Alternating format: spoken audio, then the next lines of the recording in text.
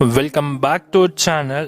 அச்சுவல்ஸோட டைரக்ஷனில் நம்ம தளபதிஜியோட ஆக்டிங் ரெடியான ஜனநாயகன் படம் இப்போ சென்சார் கொடுப்பாங்களா கொடுக்க மாட்டாங்கன்றது தான் நிறைய படம் மனசில் ஓடிட்டு இருக்க ஒரு கேள்வி.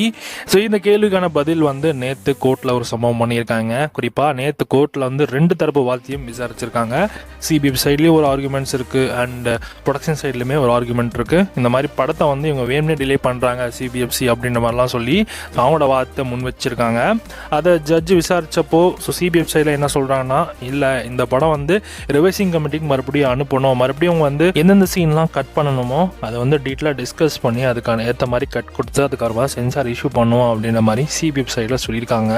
ஆக்சுவலி சென்சார் போர்ட் சைடில் இன்னொரு இஷ்யூவாக என்ன பார்க்கப்படுதுன்னா, ரிலீஜியஸ் சென்டிமெண்ட்ஸ் அட் ஆகிற மாதிரி சீன்ஸ்லாம் இருக்குது. ஸோ கம்ப்ளைண்ட்லாம் வந்திருக்கு அப்படின்ற மாதிரிலாம் கேஸ் ஸ்டார்டிங்கில் இதை பற்றி பேசிகிட்டு இருந்தாங்க. அண்ட் ஜட்ஜ் இதை பற்றி கேட்டதுக்கு என்ன சொல்லியிருக்காங்கன்னா, அந்த கம்ப்ளைண்ட் கொடுத்தது யார் அப்படின்றத நீங்கள் அதை ப்ரூஃப் காட்டுங்க அப்படின்ற மாதிரி கேட்டிருக்காங்க. அதுக்கு சிபிஎஃப் சைடில் இல்லை அதெல்லாம் காட்ட முடியாது, அது கம்ப்ளைண்ட்லாம் எதுவும் கிடையாது, அது இன்டர்னலாக வரக்கூடிய அந்த கம்யூனிகேஷன் தான், அதுக்கும் இதுக்கும் சம்மந்தம் கிடையாது, அது எங்களால் வெளில போர்ட்ரேட் பண்ண முடியாது அப்படின்ற மாதிரிலாம் சொல்லியிருக்காங்க. எக்ஸாக்டாக 25 டிசம்பர் அன்றைக்கே இந்த படத்தில் இஷ்யூ இருக்குன்னு கம்ப்ளைண்ட் வந்திருக்குன்ற மாதிரி டிஸ்கஸ் பண்ணியிருக்கீங்க. பட் இதுக்காக 1 வீக் டிலேயில் இந்த படத்தோட சென்சார் கொடுக்காம இதுக்காக இழுத்தடிச்சிங்க அப்படின்ற மாதிரி ஜட்ஜ் கேள்வி கேட்க சிபிஎஃப் சைடில் மறுபடியும் சுற்றி விட்டுருக்காங்க.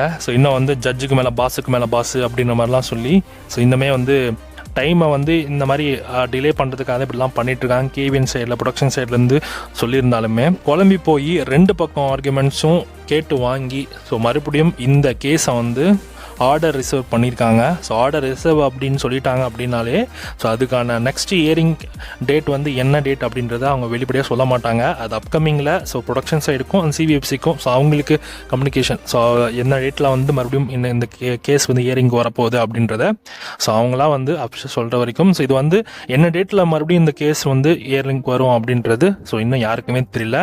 டேட்ஸ் எதர் ப்ரொடக்ஷன் சைட்லாம் சிபிஎஃப் சைட் அப்படின்னா கோர்ட் சைட்லேருந்து அனௌன்ஸ் பண்ணுவாங்க. ஓவரால் கதை என்னென்னா, இன்னும் சென்சார் சர்டிஃபிகேட் கையில் கிடைக்கல, இன்னுமே இழுத்தடிக்கு தான் பார்க்குறாங்க. இன்னும் டைம் இழுக்கிறதுக்கு மாதிரி தான் தெரியுது.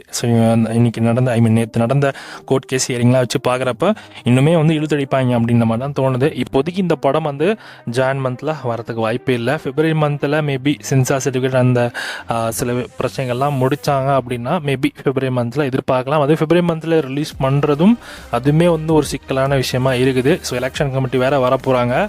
அதுவுமே ஒரு பெரிய பிரச்சனையாக வருன்ற மாதிரி தான் தெரியுது. என்ன இந்த படத்துக்கு என்ன பண்ண போகிறாங்க, இல்லைனா எலெக்ஷன் வரைக்கும் இவங்க படத்தை தள்ளி போட்டு மறுபடியும் இந்த படத்தை மே மந்தோ இல்லை ஜூன் மந்த்லேயே கொண்டு வருவாங்களான்றது என்ன நடக்க போகுதுன்னு தெரியல, பொறுத்து தான் பார்க்கணும். ஜனநாயகன் படம் இன்னைக்கு நேற்று இதுக்கான ஒரு நல்ல நியூஸ் வந்துச்சுன்னா கண்டிப்பாக இந்த படம் நெக்ஸ்ட் வீக்கில் எதிர்பார்த்துருந்துருக்கலாம். பட் அதில் மண்ணள்ளி போட்டாங்க. பார்ப்போம், பிப்ரவரி மந்த்லேயாச்சும் இந்த படத்தை அந்த எலெக்ஷன் டேட் அறிவிக்கிறதுக்கு முன்னாடி இந்த படத்தை ரிலீஸ் பண்ணிட்டாங்கன்னா செம்மையாக இருக்கும். அதை தாண்டி எலெக்ஷன் டேட்டுக்கு அப்புறமா தான் இந்த படம் ரிலீஸ் ஆகிற மாதிரினா அதுக்கு வாய்ப்பே கிடையாது. படத்தை இன்னுமே ஹோல்ட் பண்ணிடுவாங்க. பிரச்சனை தான். நெக்ஸ்ட் இயரிங் டேட் பார்க்கலாம். நெக்ஸ்ட் 1 வீக்கில் இருக்குன்ற மாதிரி தான் எதிர்பார்க்கப்படுது. அது என்ன டேட்டில் மறுபடியும் கேஸ் ஹியரிங் மறுபடியும் என்ன மாதிரியான டிஸ்கஷன்ஸ் போகுதுன்னு பொறுத்து பார்க்கலாம். இப்போதைக்கு மோஸ்ட் ஆஃப் த ஜட்ஜ்மெண்ட்ஸ்லாம் வச்சு பார்க்குறப்போ அவங்களுடைய தரப்பு வாதங்கள், நம்ம தரப்பு வாதங்கள் தான் மேக்ஸிமம் ஹைலைட்டாக இருக்குது. கண்டிப்பாக நமக்கு ஏற்ற மாதிரி சாதகமாக அமையும் வாய்ப்பு இருக்குது. பார்ப்போம் என்ன நடக்குதுன்னு.